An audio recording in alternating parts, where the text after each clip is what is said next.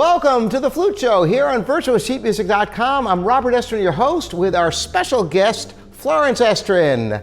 Now, today's show is the importance of breathing in music. And breathing is unbelievably important even on instruments where you don't need to breathe, like on the piano or stringed instruments. Why is that? Well, breathing is such a natural part of life and part of music that you have to have a sense of breath in all music.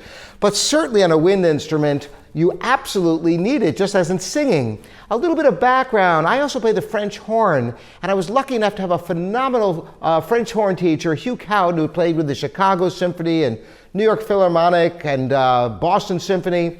And he would show me and put his hand right here and have me take a deep breath. And I would do it first on him, and I noticed it would fill up not just in the front, but all the way around to his back. And he would insist every single breath I took had to fill up completely. And boy, what a difference that makes on a wind instrument. You have no idea.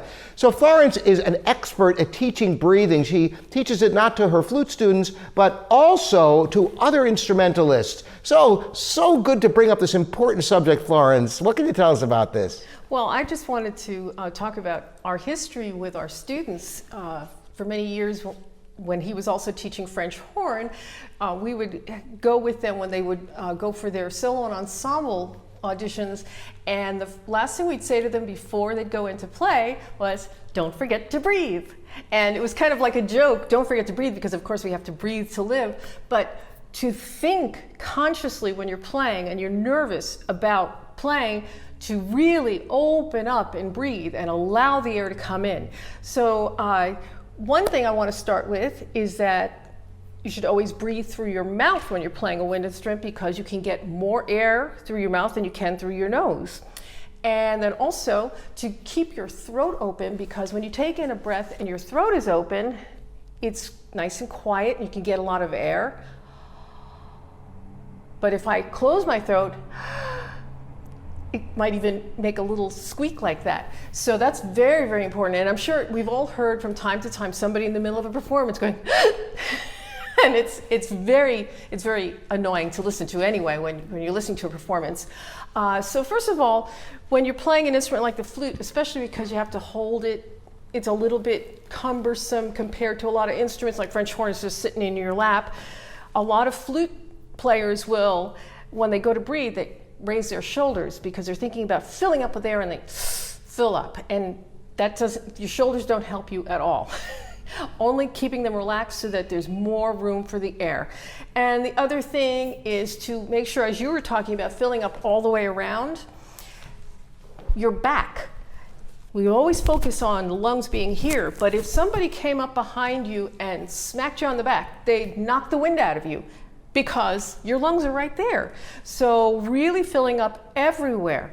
Now, when you want to take a breath on a wind instrument, you also want to be able to hold on to that air and control it as it's coming out. So what you do as you're breathing in is to actually push out with your abdominal muscles, and push out and let all the air fill up then, and then hold that position while you're playing, and you have all the control over the air then.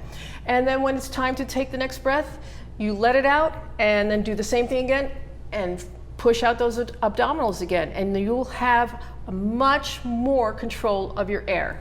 You know, a lot of people will take breaths and they feel like they'll fill up here. And I've had people sometimes describe it as, imagine filling a glass and you fill the bottom first. So a good breath, you kind of fill from the bottom up, making sure everything's filled up down here, and the last little bit is up here. Right. And so a lot of people mistake that, and they take this little breath up here, and they think they're taking a huge breath, but really they're missing the lion's share of the air capacity. Right. And one last thing I want to point out is that when you're starting a piece of music and you have all the time in the world, don't just take a quick, like, eighth note amount of breath. In some cases, I might take an entire measure or two, depending on how quickly the piece is going, so that I can slowly really fill up with air. And that will help sustain me even on the second page of the piece. Not that I haven't taken more breaths, but having a really great first breath makes all the difference.